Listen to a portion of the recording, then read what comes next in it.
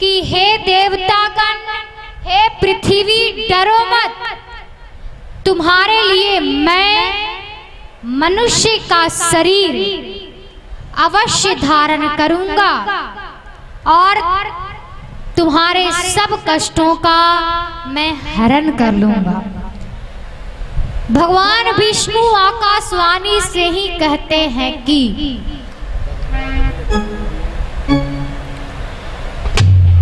आपने धर्म हेतु भगवान के चरणों में जो दान दिया है वह आपकी महानता है।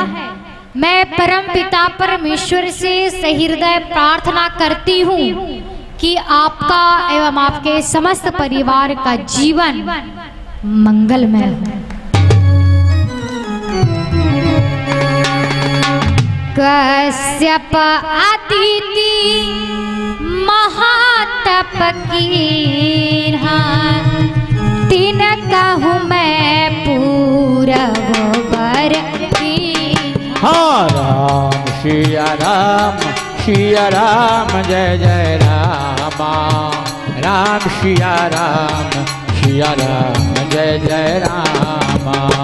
ते दशरथ कौसल्या रूपा, कौशलपुरी प्रगट नर भूपा।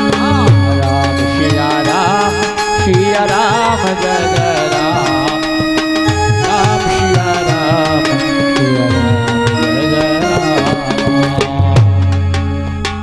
भगवान विष्णु जी ने आकाशवाणी से ही कहा कि कश्यप ऋषि और उनकी पत्नी अदिति ने बड़ा भारी तप किया था।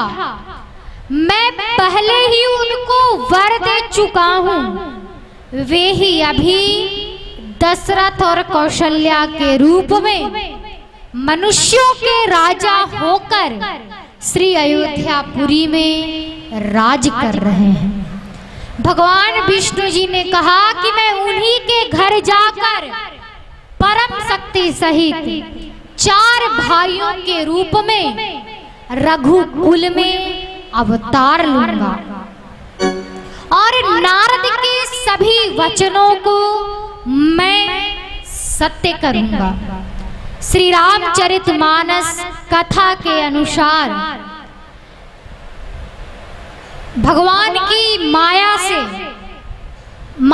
से रचे हुए विश्व मोहिनी स्वयंवर में नारद जी को भगवान विष्णु ने बंदर का रूप दे दिया था और उसी अपमान से क्रोधित होकर उन्होंने भगवान विष्णु को शाप दिया था कि आपको धरती पर मनुष्य के अवतार लेना पड़ेगा और स्त्री वियोग का दुख सहना होगा और उस दुख की घड़ी में बंदर ही आपकी सहायता करेंगे।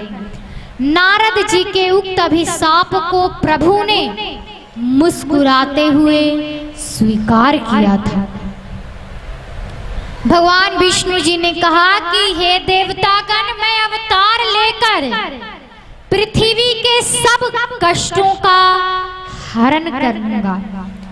भगवान की वाणी अपने कानों से सुनकर सभी देवतागण प्रसन्न होते हैं और तब ब्रह्मा जी ने कहा कि अब आप लोग वानर का शरीर धारण करके धरती पर जाइए और प्रभु के चरणों की सेवा कीजिए। ब्रह्मा जी की बात सुनकर सभी देवतागण प्रसन्न होते हैं और वे वानर का शरीर धारण करके धरती पर आए। प्रभु की कृपा से उनमें अपार बल और प्रताप था।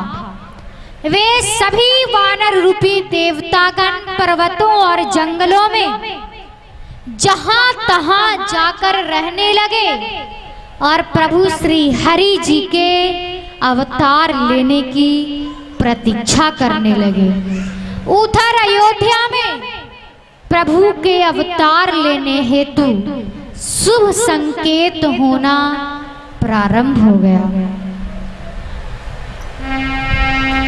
एक बार भूप